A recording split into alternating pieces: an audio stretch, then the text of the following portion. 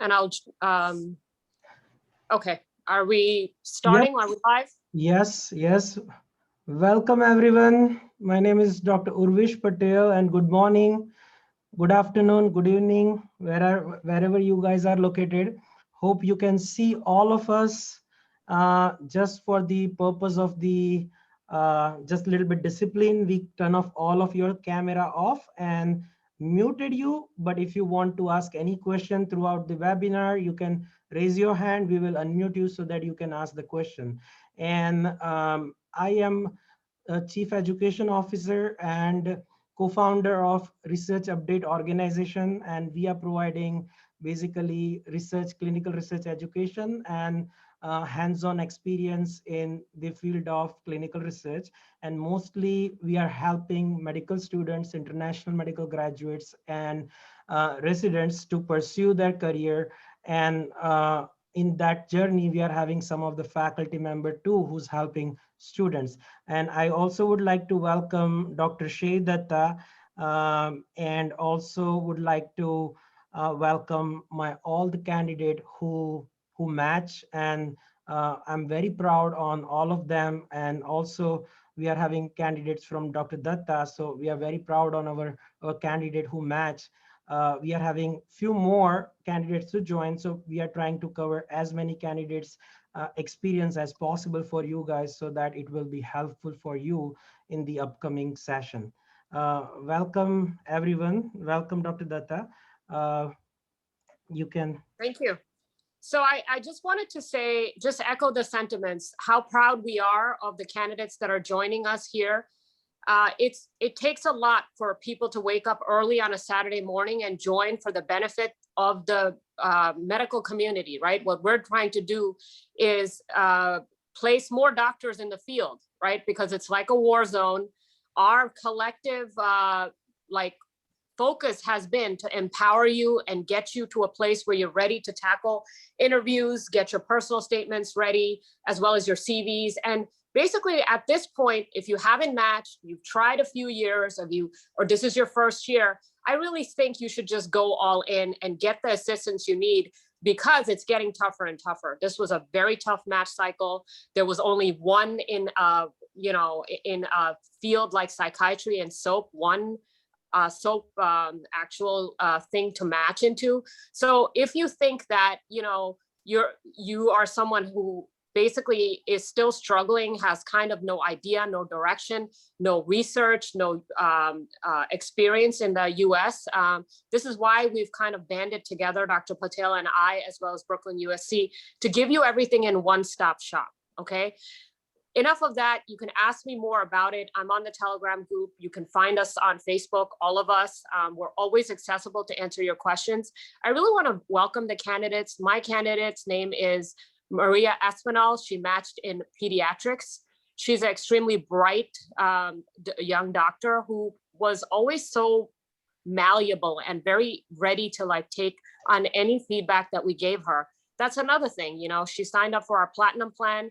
We held her hand from the beginning to end for 6 months. Any questions she had, she would always ask us. She wasn't wasting her time on forums, emailing people, asking people, freaking out like you all do. So we provide the direction and sort of stability for you over the match cycle as well, whether it be research, whether get the rotations done, whether get all your applications done and get your questions answered. My other candidate is Dr. Jennifer Appiah. She's one of the most polite individuals you'll ever meet, but we also wanted to empower her to be able to answer questions in the correct way, right? So there are some things where you can come off as too nice, not forward enough, too aggressive. So we try to tone it down to the right level during interview season. And she was another person that we helped with her whole application as well. So you'll be hearing from us. Let's see how you want to kind of do this, Dr. Patel. Do you want them to now speak a little bit about their experiences one by one, and then we can move to your candidates? Yes, sure. Let's start with Maria. Maria, can you please? Yeah, Maria Espinal, if you could unmute yourself. A little bit about your background and your journey to US. Of course. Good morning, everyone. So like Dr. Datta said, I applied to pediatrics this cycle. I am originally from Colombia. I did all of my high school in the United States, but I went back to Colombia to do medical school. I graduated in July 2019, and during medical school, I did my step CS, but once I graduated, I worked on step 1 and step CK. I never knew about networking or anything like that, so I didn't know how to ask for letters of recommendation. And when I came to the States to kind of have my clinical experience, I didn't know how to approach the situation. So that kind of went to a waste because I didn't request these letters. And when the pandemic hit, or like right before it, is when I reached out to Dr. Data, to find out about the Platinum Plan, because I needed guidance in this. There was no mentorship in my medical school to kind of tell me how to request these letters of recommendation, how to put together a CV, how to network in the United States without even knowing people. And then once I decided, to do the Platinum Plan, she helped me put together my application. This gave me a lot of confidence to kind of reach out to a lot of people, send my CV, because I knew, whatever I would send, it was going to be impactful and they were going to want to help me. And then when the interviews started coming in, I had all the confidence because, we kept seeing each other every week, and then we got really good at answering the most common questions. So I would be a US IMG that applies to pediatrics, and thankfully it was a successful match. Congratulations, Dr. Maria. Dr. Jennifer, would you like to tell us a little bit about your background? Yeah, sure. So I'm originally from Ghana. I graduated in 2013, did house job for 2 years back in Ghana before finally relocating to the United States.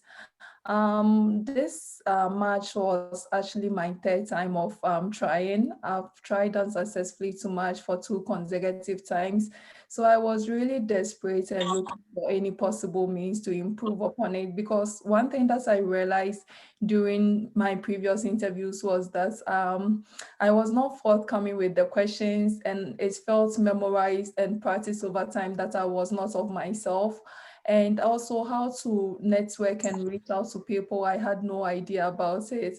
So I reached out to Dr. Data and discussed with her. We started with the CV as well as the personal statements, which were excellent. But most importantly, she also helped with the networking, how to update my LinkedIn, how to reach out to people, doctors in LinkedIn, which really helped, and it was very helpful. And aside that, what I really liked during the interview process was the fact that we were in groups. So it felt comfortable being in a group and being able to express yourself. And when I went for the interviews, I was very confident. Even if I did not know the question, I knew how to answer and think through it. And one thing that I learned from her was the fact that sometimes, even if you are asked a question, you can actually tune it to what you want the person to hear. And it was really, really helpful. Thank you, Dr. Data. You're welcome. I think you're hitting upon some key points. And what I would recommend is this: when you guys are always helping each other, and you're a great community, right? The IMGs, they help each other with the personal statement CV by themselves. Oh, why give this person some extra money? We can do it ourselves. But it's really like the blind leading the blind, right? Because you haven't been on interview committees, you're not in the US healthcare system, you have really no idea what they're looking for. And you guys are just using blindly stuff that people tell you. And just because there's a resident in a program doesn't mean they know the inner workings of a interview committee and what they're actually looking for. So be very careful when you're looking at random blogs and people just posting their experiences. You never know what their motivation is and if they're really leading you for your specific situation, because you're like a thumbprint and you're really, really unique, and of course, are we guaranteeing 100% that as soon as you use, a program like ours, that you'll be successful? No, this is all the tools we give you. Then most of it's your hard work and applying our stuff. And then after that, whatever, maybe 30%'s luck, it's the right place at the right time sometimes, but at least you will kind of be in a better odds to do this. We have another candidate, Anu Bodla, joining us. If Dr. Patel, you see her pop up, please add her to our meeting if you can. She actually matched in psychiatry, which was extremely difficult this year. And she matched into almost in a program that was all US graduates. They never had an IMG in the previous years. So I'm so extremely proud of her. We have several candidates matched into university psychiatry programs that were with us. So they're not all here, obviously. I know if you're here, if you could turn your video on and unmute yourself and talk a little bit about your experience. Yeah, she's here with us. Welcome, Dr. Anu. Would you like to share a little bit about your background and your use journey?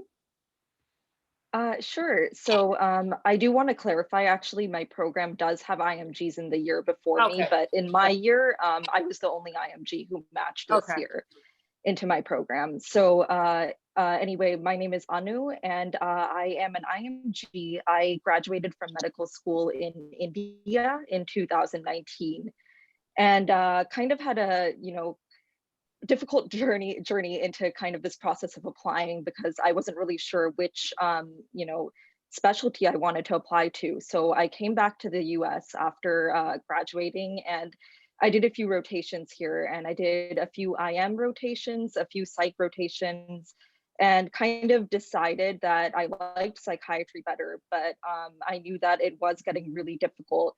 So I actually applied to both IM and psychiatry this year, and received interviews in both, but I matched into my top choice in psychiatry. And, I contacted Residency Success because I really needed help with the, kind of interview skills. Like a lot of other IMGs, I had never faced an interview before. I went to medical school directly after high school. So I didn't really have that experience. So I really needed someone to guide me through that part of the process specifically. And it really helped. And, like I said, I did match into my top choice. I matched into a program in California for psychiatry, which is, very competitive. So I'm really happy with the results I got. Thank you. I think a lot of us might be seeing Dr. Anu, Dr. Maria, and as well as Dr. Jennifer, like, hey, they don't need help. Look at how well-spoken they are. Oh, I don't know what happened. Somebody's trying to call me. I apologize. You might be saying, hey, look at how well-spoken they are. Look at how they're presenting themselves. Guys, this is after months and months or weeks and weeks of me yelling at them. Like, no, stop, go back up. That's not how you start a sentence. Look at how well-polished they are when they are speaking on camera. I'm just so amazed at the transformation, because this is not how we started out. This is not the way they were speaking on camera or presenting themselves. Like, why wouldn't I want to hire these candidates into my program? Look at how polished they are. They're confident. They're projecting their voice the way they need to. And when we're asking them questions, they're not flinching. And that's the point they get. At some point, I think Dr. Aspinall and Dr. Bodla, they just stopped, even Jennifer stopped coming to our boot camp sessions because they felt like they were already ready. And if there were questions outside of what we were preparing them for and they weren't ready, I always address them too. So this is what it means to have true support, not just like something that's like, not meant for you, individualized. Does it mean that, that there are times that sometimes we can't answer something that you ask us? Absolutely, but we'll always find out the answer and get back to you, okay? So I'm so incredibly proud. Thank you so much for growing the community and supporting other students. This really basically shows like what kind of doctors you all will be, just because you're taking the time to help others, even if you've made it now, right? But the journey is just beginning. First year residency is extremely difficult. Always reach back to us, if you need any advice or assistance, because it's like a minefield, residency, a lot of things that you don't know that they're actually going to be expecting of you when you start. All right, so let's move on, Dr. Patel. We're having Dr. Deep Mehta. Dr. Deep Mehta, go ahead. Would you like to share a little bit about your information? Yeah, go ahead. Yeah. Hey, everyone. Good morning, good afternoon, depending on where you're joining us from. And thank you, Dr. Patel, for inviting me to this webinar. So my name is Deep Mehta, and I graduated from medical school in India in 2018. And soon after which I decided to pursue my master's in research in the US.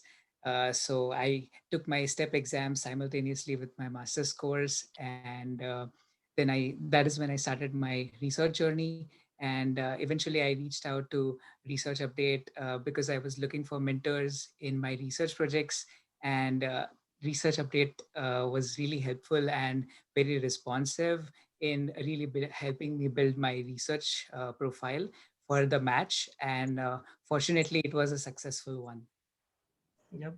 Congratulations, Deep. We are Thank you. having Dr. Mohammed. Dr. Mohammed, the dais is for yours. You can speak.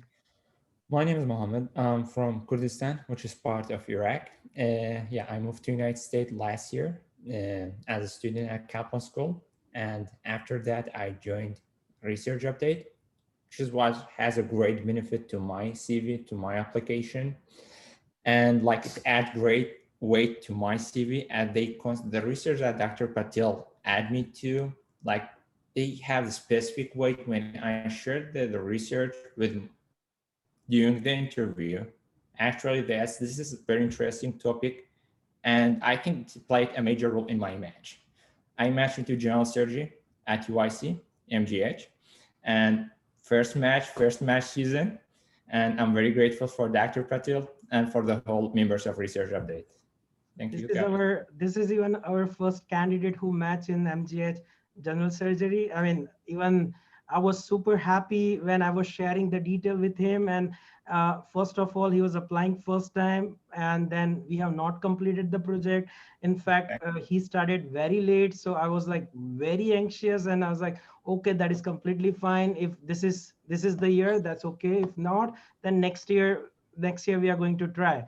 But fortunately, it worked very well. So, yep, congratulations, Dr. Mohammed. Thank you so much. Congrats. Thank you so much. We are having Dr. Preeti Malik. Yeah, hi. Hello, everyone. My journey will be focused mostly on people who are old graduates, and it's a very unique one. I did my med school from India, and once I graduated in 2012, after that, I decided to pursue my residency in the United States, and this is how I started. When I started, I had no guidance from my med school. There were not like any seniors or anybody who were pursuing residency in the United States. There were hardly one or two who graduated long back. So I started searching, did all my steps by 2014. Then I applied. I was interested in pediatrics. So I applied, I couldn't get in the first time. I had little guidance that time, so I felt like now at this point of time, I feel I was not prepared. And that's why it is very important that you should have guidance from like residency success and research and all. I had no idea when I started, to be honest. I was just doing like forums, Googling stuff and doing things, but that didn't help. But then I met Urvish during my STEP exam, and we just became friends since then. It's a long journey now. So he guided me to MPH. I pursued that, and I was also doing research that time at University of Pittsburgh. Once I didn't match, I started applying to like so many places, emailing people. So I was lucky. I got interviews, started my journey at University of Pittsburgh as a research career, first time as a research assistant. And that's where I explored the specialty of MPH, like we should do it, you should get more research experience. But MPH is helpful, but I felt in meaning of like understanding the research, basic things. So those of you might have questions how MPH is helpful, because this is trending these days a lot for people. Old grads especially. So in MPH, I would say that it is very helpful in just like understanding basic research, how you do it, and like the clinical research you get, the basic points. But in terms of like publications, which looks good on your CV, which programs looks for and all that, it takes a lot of time. And I didn't get my research like publications from my MPH program. I just did my thesis.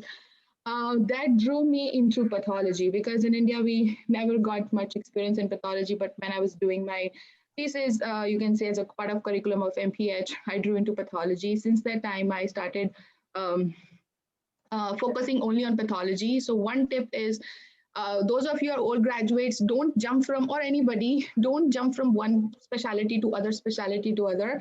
It looks on your CV, it really doesn't look good. Focus on one thing and just work in that direction, because program really like dedicated people who are working in the same specialty and really want to get into that. So that is really very important. Otherwise, it gets very hard to explain in your interview time that what do you want to like, why this specialty. You had experience, I had that problem because I had clinical experience in peds and they were asking me why pathology.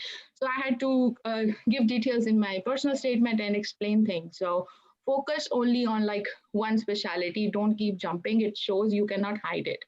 So that's one thing. And then I would say next thing was research. Definitely publications matter a lot, and Urvish and I have been doing a lot of research together from long time now. And I saw this research update build up in front of me. So we are very excited about that and helping so many students and matching successfully, getting publications. So this was really a great journey for research. Thanks, Urvish. And I learned with Urvish a lot of research things, meta-analysis, so many things. So it was wonderful and it helped me a lot because that's what my program liked, extensive research. Even community programs like research nowadays, because that's what they think, okay, what are you getting us on the table? Why should we get you? Why should we hire you? So that's very important. These days, research is trending. If you can clear step 3, that is really very important. Step for old graduates, do step 3. Well, any of you who are pathology candidates, yes, step 3 is very important. Program doesn't want anybody to be distracting during your residency because you have like in-service exams, so many things. So that is one thing. And yeah, this I applied last year also in pathology. I couldn't get, but this year I get it because I showed continuous persistence in pathology only, which convinced the program director, yes, I'm interested in pathology. I'm not a PhD candidate. So that was one of the thing. And so yeah, I successfully matched this year being old grad.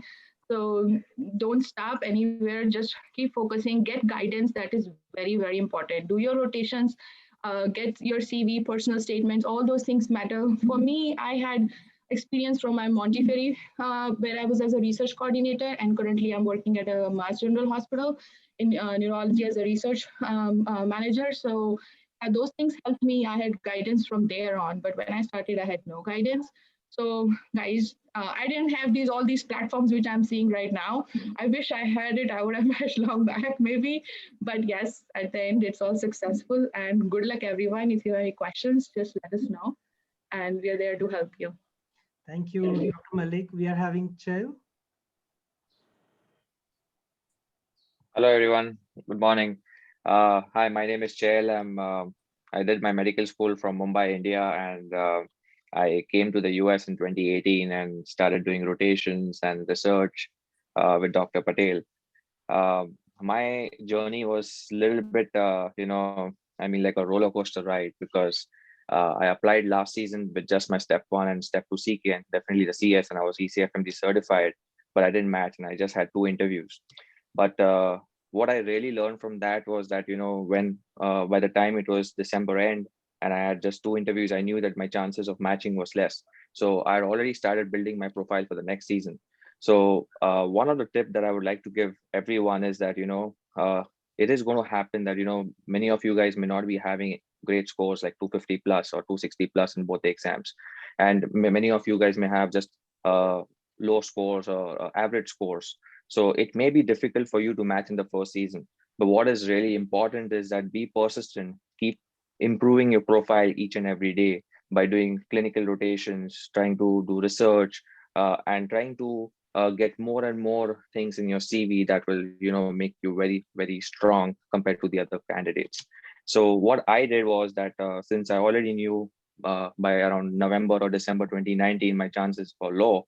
And since I had also low scores in my step 1 and in my CK, so I started working on my step 3. I approached Dr. Urvish Patel and started working with him on his research projects. And I also, since I'm very passionate about point of care for ultrasound, also called POCUS, I try to reach out to some few hospitals which were providing this type of courses. And I did that workshop for 2 days and I became very active on Twitter. So that's how I started building up my profile. And I did a lot of more clinical rotations by going to Mount Sinai, through Brooklyn UC and some other companies, and also through private hospitals like Griffin Hospital and St. Peter's University Hospital for an observership. So all this really helped me because I got fresh LORs from my letter, from my attendings, and I also got the latest publications, and many of my papers with Dr. Patel got accepted in conferences, and I also got a chance to present it during the EHA meeting. And I think that all that really helped me because I could sell myself during the interview season. And one more important tip that I would like to give everyone is that if you have not given your step 3, as Dr. Preeti Malik had said, step 3 is very important, especially if you have low scores or if you have average scores and if you didn't match. And be ready for this type of question that, we see that you were ECFMG certified in 2019 and you didn't match and you have applied again. So what do you think you did different from last year? And that question is going to be asked by everyone if you are applying again. And if you can, ace that question by answering it well, maybe you are inside the program. So it's very important that you know what you have done in the last 1 year from the time you didn't match and how you can sell yourself by saying the unique things that you did in your CV. Also, one more thing I would like to say is that you need to have a very good social media presence. So everyone should have a Twitter account, everyone should have a LinkedIn account, and it has to be very professional. And you have to be very active on Twitter and follow hashtags like Med Twitter, Med Student Twitter, MedEd. These are all, and if you are interested in focus, there's focus hashtag and I am focus hashtag. And there are a lot of programs which are on Twitter, follow them.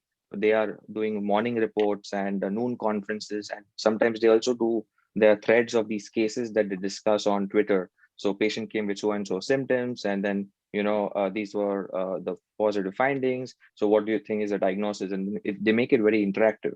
So if you also get a chance to, be a part of this interaction through Twitter, and someone notices you, they start following you, and then, you may also get interviews through that. I actually got 2 interviews through Twitter. So, nothing is impossible. So if you have a good social media presence, and if you're showing that dedication, and if you are persistent, and if you are focused only in one field.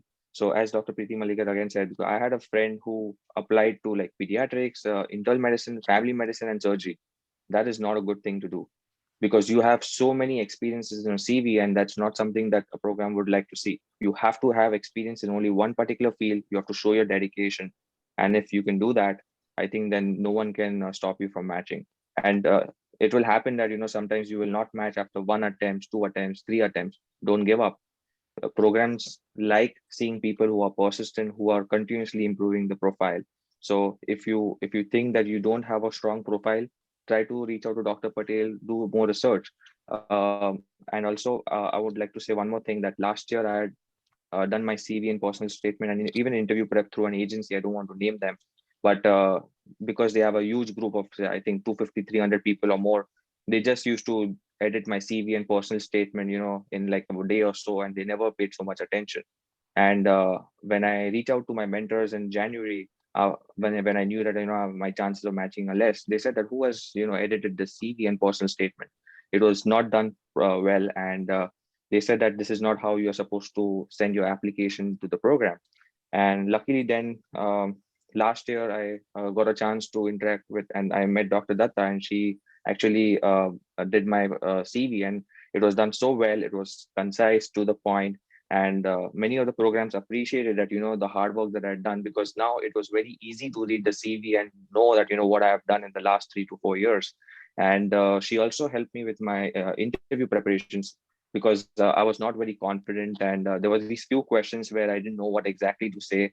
And she knew me much better than me, because she had gone through my CV completely. And she should say that, Chel, you have so many other hobbies and qualities. Why don't you use them to your plus point and try to sell that?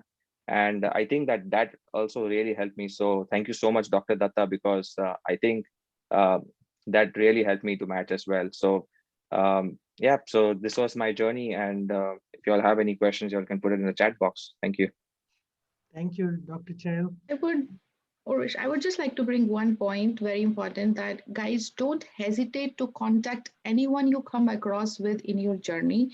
That is very important. Wherever you are doing rotations or you are just like any research assistant position, anywhere, talk to attendings there, and everybody will be helpful. Don't hesitate, because when it comes to letter of recommendation, we feel like, oh, we didn't work with the person, maybe we cannot get, but maybe you get a chance by just talking. So US is it's very important, networking and connection, which I forgot to mention in that point, because I was never hesitant to ask anybody any help I need from attendings or from my colleagues or anybody. So it's very important you be a little like like open and talk to people, explain your journey. That helps a lot. So don't hesitate or be like, okay, if somebody doesn't reply, sometimes they're busy, they won't be able to reply at that time, and now this match week is going on. So don't feel bad. Oh, she changed, she didn't match, she matched, now they were not going to reply. No, this is not the thing. I'm telling you from my experience that everybody has some things going on right now. So people will reply. Don't hesitate to get back in touch. If they don't reply one time, just try to be that. And with attendings also, where you do rotations, be proactive, ask questions, answer their questions, be on time, be nice all the time. That's very, very important. So focus on these things. Even like in whole entire journey of US, even if you match and all, just be open. That's very important thing. Don't hesitate. Don't feel bad. Somebody's not replying. It's okay. They will. So eventually, if they're ready to help. So you will find both kind of people, who will not, but don't hesitate to contact them just because they didn't reply. So don't feel bad though people don't help. So I started my journey myself and built the own path. Got guidance later on. I wish I could have get earlier, but then I realized it helps a lot to talk to people and make your own way and think and ask questions. So don't hesitate at all. At the most, you will get answer no, which is okay.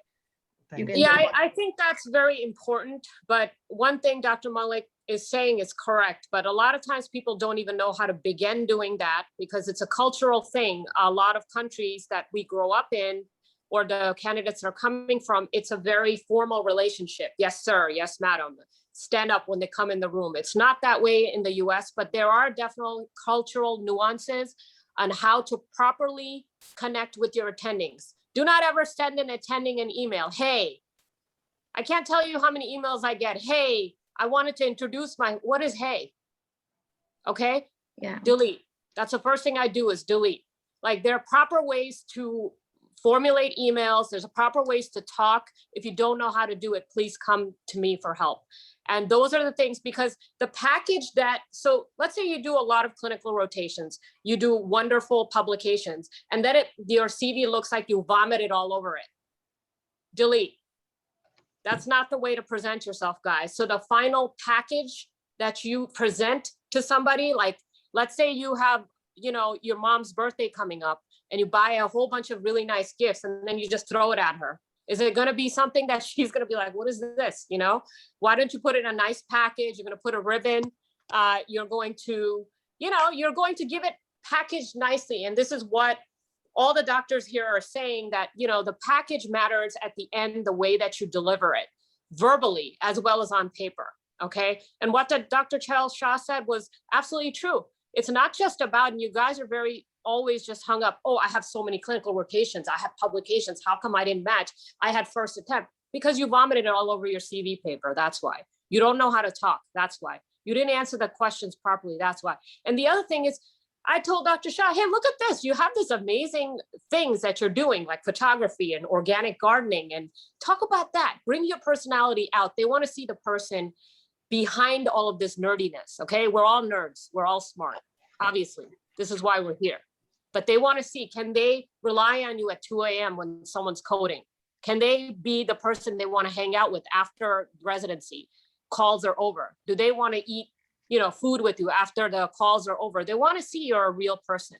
And that's going to be someone they can rely on. So that's why those things are also important. It may not be important in other countries that they care about your hobbies and things like that. That's why that's important, because in the US, they want to see the whole person. And that's the number one reason why doctors get sued, because they have zero personality when it comes to interacting with their patients.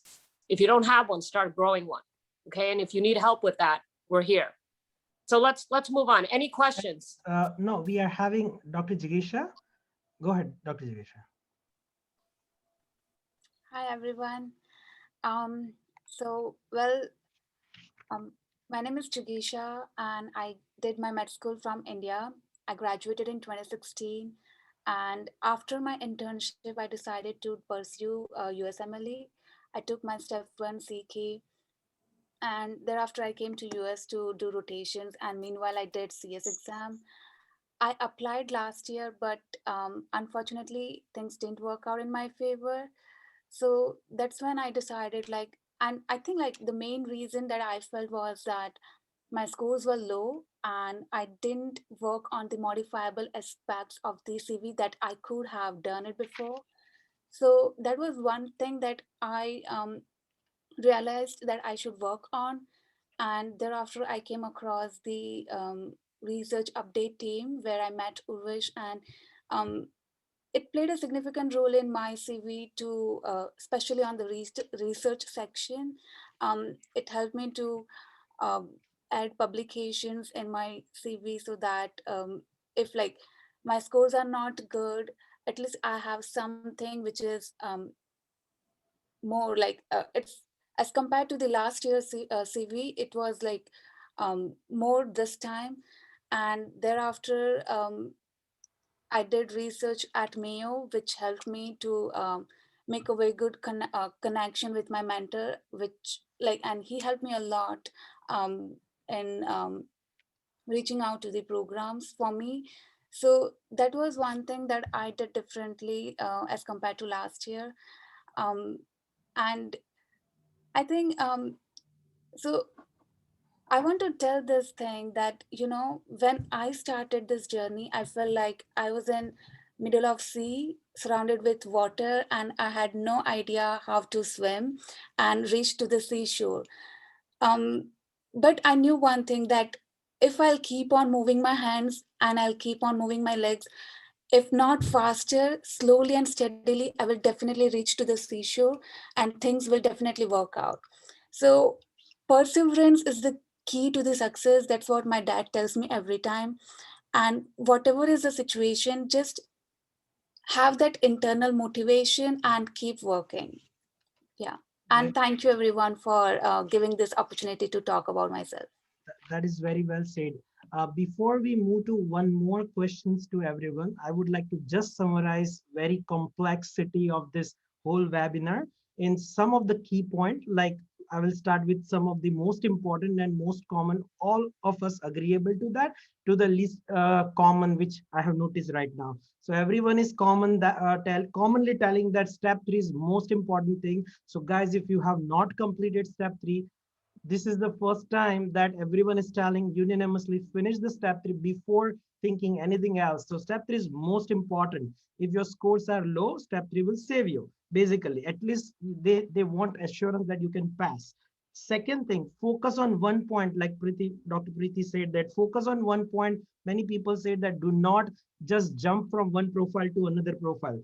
Third thing, Dr. Chell said, social media presence is nowadays important, and how you can sell yourself is most important thing. Sell yourself, sell your CV basically. So here in Research Update, the whole last month is on social media presence, how you are going to make Google Scholar, LinkedIn, how you are inviting program directors, and then keep posting anything related to research, your personality, your hobbies. Like Dr. Datta said, you have to focus on your hobbies, right? So keep posting something on LinkedIn which will help you to grow your personality in front of all other people, and people will notice those things, not earlier than sooner or later they will understand that. So social media presence will help you. uh, uh, First of all, people were thinking competitive fields like pediatric neurology or like general surgery is very difficult to get it. It's not. You can achieve whatever field you want, just you require dedicated CV, persistence, and little bit of patience. Year of graduation does not matter because we are having many candidates, Dr. Jennifer, Dr. Preeti, Dr. Chell. Many of them are having old year of graduation, still they match, so it's not going to be the problem. Most important thing, everyone agree on that, networking contact, that is most important thing. So I believe definitely people may not be agree, but I believe three things are most important. Score. After score, it's a visa, whether you are having it or not. That will make a huge impact, though everyone is here having J or H visas, but still visa help you a lot. And the third one is social, I mean networking. Basically, now you prepare, you make yourself ready for, let's say, application by networking, probably at the conferences, or your friends, or your residents, or chief resident, or directly professor, or by observership, by research. Everything, MPH, everything is basically a part of networking. Networking occurs at different level, different stages, right? Some people do MPH like Deep, right? Some people join research assistant like Jigisha, like POCUS. Child told to all the program that, I'm going to start POCUS program, and then we'll do the research there at the POCUS related things. So that is also networking. Preeti did it there. Everyone do it ultimately networking. And Dr. Maria said very well that networking and a commitment to that networking is most important. And do not hesitate to ask the questions. Ask questions that will increase the interaction. Once interaction occurs, you will have relationship. You can share your hobbies. It will convert to the long-term relationship. It will help you to get interview and getting high rank order list. So networking is most important. So definitely we are going to help you for a long-term networking, probably like doing research, 6 month, 4 month, 5 month of project will put you with your mentor for a long-term. Observership is also important, but long-term way, that is research. But after research, you need to make sure that, like Chel said, you have to have relationship by your hobbies, how you will be more friendly after working hours, right? I know some of the people here share their profile, their hobbies with the professors, and then they pursue their hobby together. That's also, I know the people, right? So that's most important thing, when you are not only working together 9 to 5, but after 5 you are sharing your hobbies and pursuing your hobbies together. It's a huge deal. Then also, I am having great example of Dr. Mohammed and Chel, who work even after September, even though Chel has 6 interview, 5 interview probably, and Mohammed also have interview, but they didn't stop that. Okay, I'm having 6 interview, I'm sitting here doing nothing. No, September to April or March, the people just sleep and waiting for their match result. But those are the period which you are going to get it extra compared to them. So even though you have 15 interview, work on something during September to April. That is one thing. So working after September will help you a lot. What will you bring to our program? Most important thing. So choose your some specialty, not about your field of medicine. No, something which you are having unique, like let's say photography, or let's say research, let's say data modeling, let's say burnout strategy. Many things are there, but what will you bring to the program? If you are having high score, I will not ask you that question. I mean, who cares if you are having 240, 250, 260? But if I'm having 220, 210, if I'm not looking good, then you are going to ask me while dating that what will you bring to my life? Money, stability, or what, right? So it's a logical question. So think about that twice, thrice before you jump to any program. Think about what program does not have it that you can provide them. Let's say community program, Preeti said, if someone wants to start research, and then you can just tell them that you will help them, you are having skill, you can prove that thing by somehow, they will be happy to have it. So bring your skill, or what will you bring to the program? Most important question. Now, second thing, someone said that exhaust all your option. Yeah, Jigisha said that exhaust all your option and work on the modifiable factors. Like we are having modifiable risk factor, right? Then if someone is having heart problem, stop the smoking. Similarly, these are all modifiable factors. After STAP score and probably visa, everything is modifiable. Your profile, go and have multiple rotations. We are having many unpaid, paid rotations places, and if they are providing you good LORs, why not? Research, rotation, IV prep, make yourself polished. So those are all modifiable factors. So make sure you highlight all modifiable factors in your MyRes application and think what you can bring it and what you can add it. Even in research update, we talk about membership section, right? So our people are having different membership than everyone else. So even we work on membership.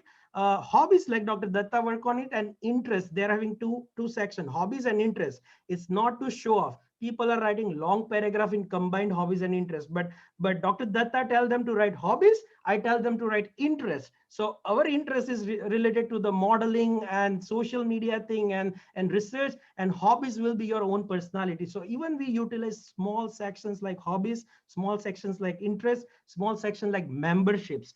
And also one important thing Jigisha said, it's a milestone, right? So definitely you have to be persistent and hardworking, and you have to have faith and patience. You will get it right now or later on. But this is my word always to the people and my student especially. This is completely like a pediatric milestone, right? Some babies achieve it earlier, some babies achieve it later age, but none of us are retarded. So we all will get it on a one day, probably this year or next year or next to next year. But if we are keep trying, then we will achieve one day. Okay, so those are some of the key point which I have jotted down. So if you have some other key point to add, feel free to add. I have one, Urush. Go ahead. So I just wanted to say from my experience, like even if you leave the place, leave an impression. Be humble, don't intimidate people there, because you never know who's going to help you. It's a journey. Even after residency, you need fellowships and all that thing. So leave an impression. You don't have to leave impression on everybody there. You cannot impress everybody, but show your humbleness, hard work, and leave an impression to the program you left. So I am still involved in research at Montefiore with my attendings whom I was working with, but I'm still working at MGH right now, but I still have projects. They connect with me on weekends. We still talk. So that helped me a lot in getting letters as well from them. So these letters will be very personalized letters, because you are working with them, you're showing your hard work, they know your personality. And so in research, I'm just saying that in case you are doing any research project with any of your mentor in future or anywhere, just be connected with them. You never know who's going to help you in anywhere. So be humble, don't intimidate people, because we all have different cultural backgrounds. We don't realize it, it just happens how it is interpreted. So I've experienced that, and I've worked with a lot of attendings during my as a job and research coordinator. Be humble, don't intimidate people, and make connections. Like at least with one or two attendings, wherever you are going the program as a research assistant or in a rotation, just be nice. And that's all I wanted to say. That's very important. Be connected still, because anytime, even if you don't get sometimes fresh letter, they can help you. So you can always email, say, hey, I worked with you, I'm still working, like those kind of things. So that's what I'm saying. Communication is very, very important, and communication skills also. So we have Jigisha. You raised hand. Yeah, okay, go ahead. Yeah. So I wanted to talk about 2 points. One is hobbies, which you brought up. So like I'm someone who loves to paint, and you won't believe like I took the advantage of this virtual interview. I used to tell them every time that like whenever they ask me about hobbies, I used to show them the paintings over there. And they used to like really appreciate that. They used to say like, yeah, they are very good and all this stuff. Because hobby, I feel like, is very common topic that will definitely come up in your interview. So like if there is something that you can show up during virtual interview, please take that advantage. And second thing is, as Urvish said, that Chell was working very hard even after submitting the application. So yeah, like even after we submit application, you should keep on working into that thing. Like um, whatever it is, like if there is any update, you should tell them before ROL submission.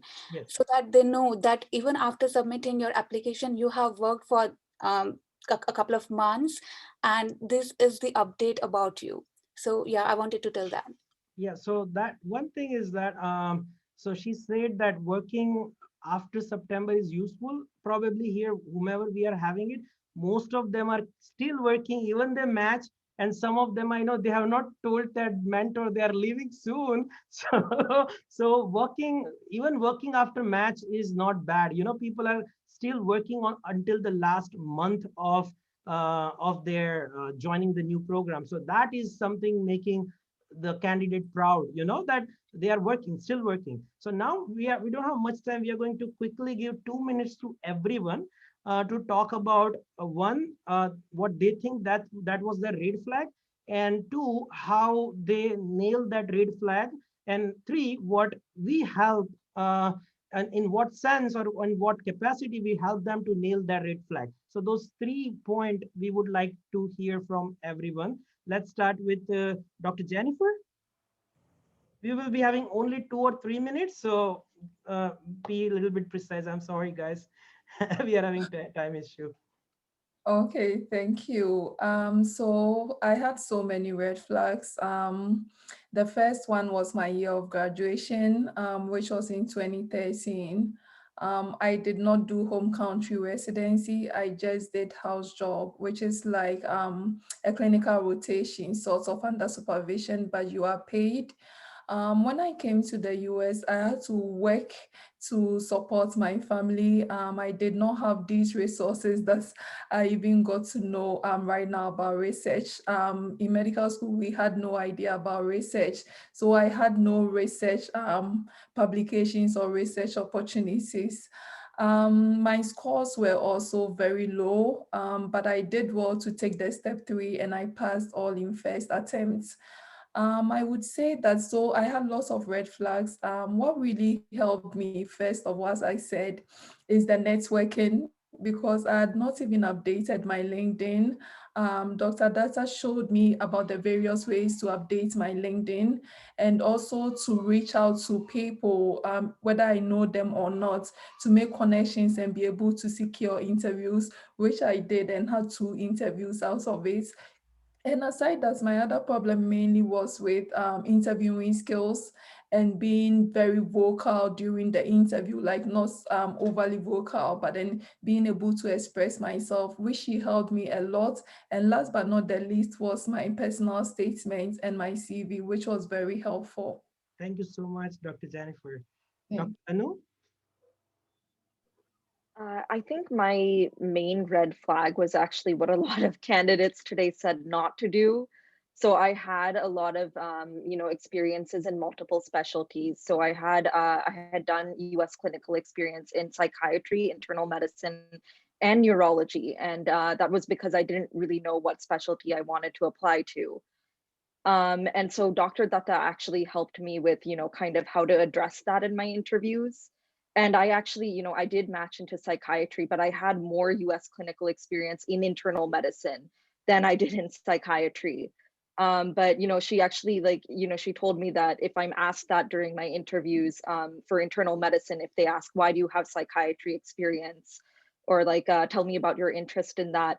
I actually framed it in the way that, I'm more interested in primary care aspect of internal medicine. And a lot of that does involve behavioral health. So, she kind of gave me some advice on how to tackle that in both fields. And if I can add really quickly about networking, I didn't know about this years ago, but you can actually take, if you're still a medical student, you can take, membership to these professional societies like ACAP, which is, the Academy of Child and Adolescent Psychiatry. There's multiple ones like American Academy of Addiction Psychiatry. I joined those in September, and through the season, they do have some meetings. They have medical student and resident meetings, and they also have some networking sessions with, program directors and fellowship directors. So that really helps if you can do that, even years earlier to your applying, you'll be able to really establish those connections and maybe get research opportunities that way too. So that's one thing I wanted to add. Guys, we will put all the conference updates in the group.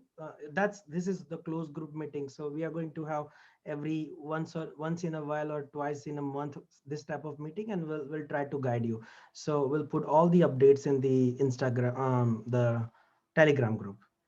Dr. Maria, go ahead. I would say my red flag would be what a lot of IMGs have, which is kind of that gap after we graduate of doing the step exams, right? Because sometimes that's so consuming that we can't really do like research or anything like that. So in my case, it was kind of justifying, what I had done for about 8 months to a year, besides studying for the step exams. So I made it my point to kind of explain to them how the curriculum worked in Colombia and why I had to take that time, and that the time that I dedicated to studying for the step exams made me have a successful score at the end. But that as soon as I was done with that, I was, looking for other opportunities to kind of strengthen my CV. So it's like, what we've been saying, the way that I portrayed myself through my CV and in the interview really helped. Thank you. Dr. Mohammed? Yeah, and the thing that I think that a lack of US clinical experience, because I moved to United States last year during COVID situation, so I did not have enough US clinical experience. So finding research update, like it was a golden chance for me, like to fill that gap and saying like I'm engaged in active research in general surgery. It was like a great, like it filled the gap and showed my interest. Like not having US clinical experience, I had an excuse for that, which was the COVID. However, at the same time, I was engaged with research in general surgery with the research update, which like it made different. Thank you. Dr. Jigisha? Yeah. So I think like for me, I feel my low scores and year of graduation being 2016, I felt like those were two red flags for me. And to overcome that, like whatever opportunity that I got along this way, I grabbed that. I worked very hard for that. And because it's just that you need one person to see worth in you and you will be in the system. So just work very hard. Yeah, you need just one hope. That's true. Dr. Preeti? Yeah, for me also, I think old grad, being 2012 grad, and I had step one though, so that was a red flag for me. But again, I wouldn't say there is anything called red flag, to be honest. That's It's why just you that's why have we are to keep working hard on your technically. overall application and just keep working hard. There's nothing called red flag. Everything, like if you see, okay, you have low step one, I understand, because there's a big of transition from how we are studying in our med school and how exams are here in step one, and when you have no guidance for things, because they're more of subjective. I don't know, it varies from countries to country, but for our country, it's more of subjective papers which we give in our med school, and here it's all objective. Questions are like that. So I wouldn't say it as like you all have cleared USMLE. That's really important, and that's not a red flag. I would say it's just things work out, and you have to focus on other aspects of your application, because at the end everything can be explained, and when you have other things which are extraordinary like your research or your communication skills or your things, so that can be overcome. You can explain it. And nowadays, like not nowadays, but I have talked to many other program directors of fellowship and stuff, so yes, it can be explained, and they don't judge you for just being having one step. It can be a filter, but then networking helps, which can get you like interviews and stuff. So it can be one of the filter, but it doesn't stop you from doing what you want to do. It's all about your passion. So work on the overall application, I would suggest. Right. So don't get disheartened with, I got 220s, people are getting 250s. No, just keep working hard and you will get it. Yeah, here we all believe unanimously that there is nothing called red flags. And I put all the videos in our testimonial section, different type of people, different problem that they are thinking they are having it, but all match, like whether it's a year of graduation, whether it's attempt, multiple attempts, or whether it's their communication skill problem or any other thing. It's easy to nail it. You just have to work on it. That's it. Dr. Deep? Yes. So in spite of having some research experience, what Dr. Patel and Dr. Preeti really helped me was on how to convert my research experience into publication. So that was one thing that was very helpful for me. And the other thing that I would like to say is try to surround yourself with positive people who can always motivate you, but at the same time, who also point out to your lacunae and help you build on that. Right. So that's very, very well said. Yeah. Have all the positive people around you. You need that people. You don't want Exactly. any negative people next to you. Okay. We all are in a stressful zone. So make sure that is most important thing. Dr. Chair. Yeah, I think as I said that my year of graduation was 2016 and low scores or average scores. So step 3 health, then research with you, and then focus and also by improving my CV and personal statement and interview preparation skills with Dr. Datta. So all this, I think, really helped in doing more and more clinical rotations. One more thing I wanted to add, like how Jekisha said that, she put some paintings because she likes to do painting, and that she tried to show as a hobby, and that really helped her. So I did the same thing. So the shelf that you can see behind, this was not there before the interview season. So I planned it like 2-3 months beforehand, that whatever is my interest, so tennis, photography, focus, my focus machine, everything is on this wall. So every interviewer, when they used to see this, I used to tell them, hey, why don't I show you my album, photography album, my photo shoot album? So that's how I used to connect, and that's how they will remember you, because everyone is going to have some hobby which is very common, but you have to come up with something unique and different, and you have to see to it that they remember you. And the only way you can do it is by trying to, again, sell yourself. So I hope that helps. Leave your footprint on program directors or interviewers' mind, or anyone you are talking with someone very first time. He must remember you, that he's the guy with whom I talk on that one. So leave your footprint. I would like to add one more thing. Chel, can you please share your experience with Brooklyn, USC, how Dr. Kilan helped you?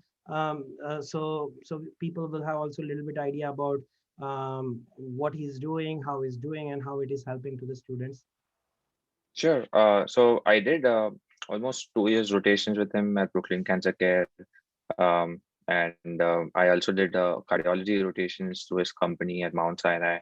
And I think it was really helpful because I got a lot of clinical experience, and I got a chance to also submit some case reports. And some places it got accepted, some places it didn't get accepted. But then at the RP conference it was accepted, and I presented, and I also got an award. So all those things really helped me to sell myself again on LinkedIn and Twitter. And even before the rank order list submission deadline, I used to email these programs that I got this award, and one of the interviewers also, and actually that's the place where I even matched. So I mean, you never know. They are always looking for people who are motivated and continuously doing something. So definitely clinical rotations. There are many companies everywhere who are providing it. There are hospitals too. Wherever you go, irrespective of just see to it that you give your best during the rotations, and you try to make that one-on-one connection with your attending. And you have to be like different from those other people. You cannot, and don't do this thing where you're trying to lick someone's ass. I should not be using that word, but don't do that. Many of the Indian students, like we have that habit. So don't do that. Be very nice and professional, but at the same time try be very hardworking. If someone tells you that 5 o'clock is the 5 p.m. is the deadline for the clinic, and you can go after that, don't go at 5. Maybe stay there till 7 or 8 p.m. If the attending is at the office, help him out. If and that's how you can make that personal connection. They will see that this guy is very hardworking, and they really want to do medicine, and they really want to learn and help patients. So that's how the letter is also going to reflect. And I think all those things really help me. And it's very important that when you're doing rotations, wherever you do it, be very punctual. Actually, be before time. So if in the morning, if you start at 8 o'clock, be half an hour before there. When I was rotating at Griffin Hospital just in February, almost the interview season was over, but my day used to start at like 7 o'clock. I used to be there by 6:30, 6:40, even before the residents. So that's how I actually was able to connect with the residents, the attending, and even the program director. Although she couldn't give me an interview because I asked her very late in the season, and they were already done with the ROL, but she offered me an interview for the next season in case if I didn't match. So that type of bonding and connection you can make with attendings and program directors if you are very nice, humble, hardworking. So just keep doing that, and I think that should really help. Right. If you are thinking that no one is watching you, that's wrong. Everyone is watching you, even before 5 and after 5. I remember that even after 5, people used to leave, and then our chairman just come on the round just to see in the resident room which observer is sitting and who left earlier. So just say, oh yeah, I just came to pick up my book. That's the simple word they are going to use, but still they're coming to just observing you whether you are there or not. And even the good thing, I also recommend some of the people who are doing rotation but don't have Epic access. You can see the patient, you can make your Excel sheet for each patient, whatever you've seen, And even though no one is asking you to do so, do those things. And when you are leaving the place, you submit it to the coordinator that you've seen 15, 20, 30, 40 patients during the whole month. And this is something you notice in their diagnosis or something. Prepare a huge Excel sheet. That's okay. You want to print it. They're going to look it, accept it, put it in director's desk, and they're going to throw it. But it will be showing your persistence that every day, though you did not have Epic, which I didn't have it. So you didn't have Epic access, still you get that history, you write it, and at the end of the day, if you want to communicate more, take that Excel sheet with the director or with your attending, make sure that you just bring up one case. Do you think I have this collected of 30 cases during my whole month or during this last week? This case I look interesting. Can I write a case report and submit somewhere in this conference, in that conference? Anu said AMA is there, API is there. So many conferences are there. Some are lower tier, some are higher tier. They are going to accept your things, even case report. But that is showing your dedication that 15, 20 cases you prepared, you write it in Excel sheet, and you show it just to even show off that, you collected, you did extra milestone than or steps other than, compared to other candidates. That is most important. Dr. Datta? Yeah, go ahead. Sorry, I just wanted to say one more thing. So also when you're rotating, wherever you do it, inpatient, outpatient, also present topics, present cases. That is something that you're looking for. So when I was at Griffin, for example, because I'd done ProCase and I was very interested, I wanted to help and teach people. I did a case presentation of 1.5 hours on lung ultrasound and how that helps in COVID-19 and all that. So that you have to try to sell yourself again. You have to do something unique so that they remember you, so that you can put in the letter of recommendation. Also, when I was at St. Peter's doing an observership, it was the first day and it was snowing very badly, and all the medical students, everyone left, and they are like, no, you don't need to stay here. But I didn't leave, and I was actually on call that day. So I was there with the attending till maybe 7 p.m. in the evening, and that attending actually ended up giving me a letter of recommendation, and all the interviewers were like, who's this doctor? Like, she's written a very strong letter for you. So, that also really helps. Maybe she must have remembered that, I was there even when it was snowing very heavily. And, so all those things really count. So just, don't run home. That's the key point. When Chell used to present anything, I got to know from here because it's updated very next day or very same day in his LinkedIn profile, on Instagram, everywhere. So yeah, Dr. Datta. Yeah, I think these are invaluable pearls. I feel sorry for the people who didn't come to this meeting, honestly, because even I learned something here today from all of you. So staying humble in this process is very important. Just because you have better scores than somebody else, or your year of graduation's just last year, or you think you have something unique, which you do, doesn't mean that it's not a jungle out there. It's a minefield, and look at it as war. And you have to get ready for war, guys. And this is why we give you the right tools to get ready for war. Not only that, look at these amazing doctors now that you have on your side. This is like the alumni that are going to help push us forward, for the future.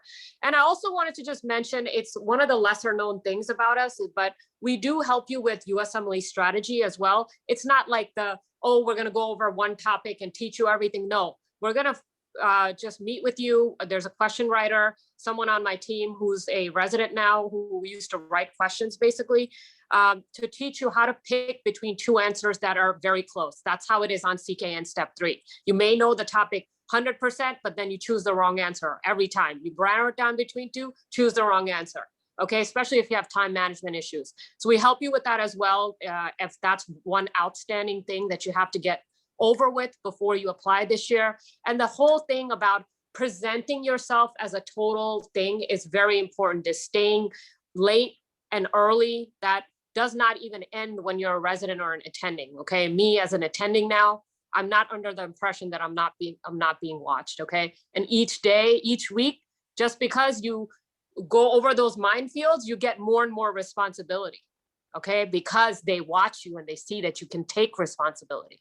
And then, you get offers from things you never even knew, right? People know you, and you would think, oh yeah, this person, this medical student, he's showing off, he's a jerk, I'm going to be mean to him. Just be as calm as you can with your co-fellow students, other attendings, as you can, because the world is very small, guys. Okay. Sometimes people contact me, let's say they're very rude or whatever. Sometimes other attendings, I'll meet them you know, at a conference or whatever, they'll ask me, do you know this Dr. Muhammad Rashid? And I'll be like, you know, that name kind of sounds familiar. I don't know how I know him. And then I'm like, oh yeah, I talked to him 2-3 months ago. He was very polite. I remember he did a lot of research. What do you think about him? I never worked with him, but I think he's a nice person. Okay. People do ask us. Okay. We talk. So there's letters that I write for my medical students. I've gotten calls during the interview season. So don't think it doesn't happen. All right. So now, knowing how many things you have to juggle, I hope you can trust us to come to us with questions. And if we can help you with this season, we're always here. May not be like right away, but we're happy to help you guys. Okay. And it's a minefield. It really is. And you need the proper people to help you prepare for the season.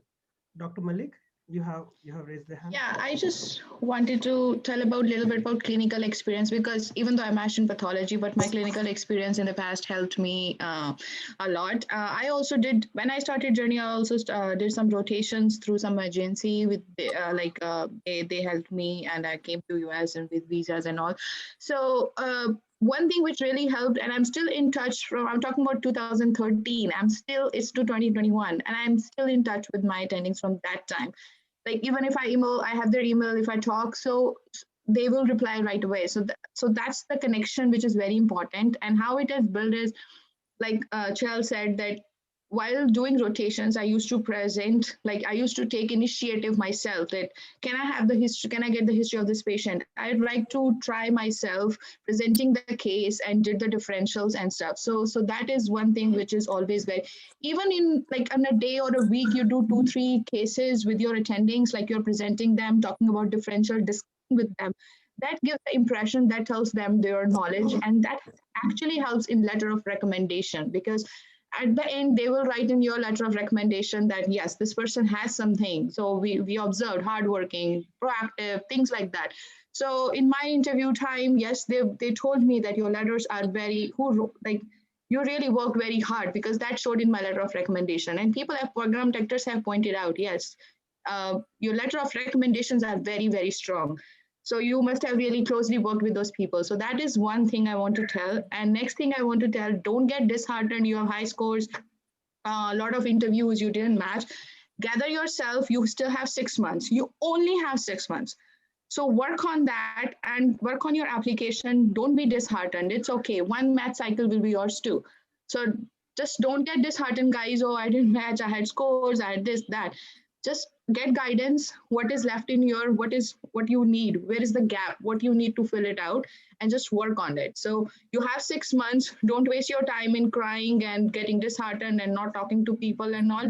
Just gather yourself and work on your application and be strong and do it next time. So perseverance is the key. So good luck, everyone, and congratulations to everyone who matched. But yeah, keep trying. Don't get disheartened. That's what I would say. We are having few questions. Some I'm going to try to answer, but most of you, if you can write everything in your Telegram group, this is our all small family, so we can all help each other. So yeah, Dr. Patel, can you put the link for the Telegram group in this, in case there are people who don't have the Telegram link? Yes, but most of and the last thing is, people that match for residency, now is time, maybe not so much intern year, to start thinking about fellowships. Okay, reach out to us. Fellowship applications, interviews, they're extremely important, and the guidance on how you want to present yourself in your residency and beyond to get the proper fellowships. Okay. So of course, I was unprepared. I didn't even think about it till my 3rd year. And thankfully I landed on my feet. Okay. So, it all depends. Like, sometimes going with the herd is not always the right thing, where you just like, okay, I just want to get residency over with, then I'll think about fellowship. No, start thinking about it now. Okay. And it's also important how you conduct yourself in residency, as well as how you go about getting your letters, all those things, and mentorship while you're in residency. So definitely helping candidates with that as well this year. Right. And we are having one question from Apurva. Can someone please talk about the ways to get clinical experience? And I have spoken to some of the PD, and they said observerships are not considered as clinical experience. Thank you. Probably who would like to answer? Apurva, what we are going to do, we are going to have one exclusive session for different type of clinical experience. Probably will invite Dr. Kilantu to hear about his opinion, because he's in the academic practice as well as private practice. So we will talk about that in one of the closed panel again. But probably who would like to respond to that one? Dr. Datta or Chel, you have many experience, many observership. Jigisha, anyone can answer, one person? Right. Basically with rotations, yeah, observerships usually mean that you're not touching the patient, you're not hands-on, but there's lots of other ways we've given you an opportunity to make yourself useful in a rotation. So even after observership, if you have a very strong letter, and it all depends on how much you were involved and how much that person can vouch for you. I think, yeah, perhaps they're not as widely like revered as actual hands-on clinicals, but at the same time, they mean something. That is like time that you didn't waste. You were somewhere doing something, but some people treat it as, oh, I'm gonna go for 2 hours and come back and just study for my USMLEs. I had a lot of students when I was a medical student who would just come, show their face, and they couldn't wait to get out. Oh, doctor, we have to study, to the attending. So at the end of my surgery rotation, I was the only one who showed up and stayed the whole time and went to like other days, other off clinic sites, that we would do in underserved areas. And so at the end of the rotation, that surgery attending was so very, very like known for never giving people letters of recommendation. We came down in the elevator the last day of my rotation, and I just shook his hand. Thank you so much for the opportunity, whatever. And out of his lab coat pocket was my letter. And everybody almost dropped dead. Okay. So guys, it doesn't matter what type of rotation you do, apply yourself, show up, do the work, talk to them, show your human side. Okay. It matters. It doesn't matter if it's observership or whatever. It matters how you apply yourself and how much you show up. Okay. So that's what I would say for now. We'll talk more about the clinical rotations, and give us any questions you have in the Telegram group. Right. Obviously, we have to move on because I have another meeting starting at 11:30. And I want to thank all of you for taking your time, guys. Reach out if you ever have any questions and if we can help anyhow. Sure. Sudha, probably we will answer the focus question in the group. And I'll be adding you all, whomever is not available, I'll be adding you everyone in the group. So probably you can freely talk there and then discuss all your concerns. So probably you can contact Chael after the session for the focus, and then he will help you. Okay. Thank you so much, guys, for your time. Thanks all my co-hosts, and thanks the participants for being here and support and cheer up this candidate who match, and probably next year you will be here, so make sure, have faith in you, whether anyone is having it or not. You must have it in order for other to have faith in you. Okay, so we are having still 6 months. We all are going to help you, whether it's the small things like your hobbies or letter of recommendation or interview prep, huge thing, from there to membership or choosing your conference, to all the way to the publication. We are here to help you. Whatever questions you are having it, feel free to reach us out. I share one of the PDF too. You can even plan your pre-enrollment session guidance free of cost there. And though it's like pre-enrollment, but it's just the name, but you can plan, and then we are going to help you if you have any particular question. Okay, awesome. So we'll take your leave, and we'll see you soon. And next week probably same time, I'll put the flyer. Probably we are planning to talk about how research is valuable in community hospital compared to university hospital. We are going to invite some of the attendings too, and residents and fellow who's already in the system, and then we'll be having webinar with them. I'll share the information with you guys. Thank you so much for your time, and have a wonderful weekend. Bye. Enjoy. Thanks.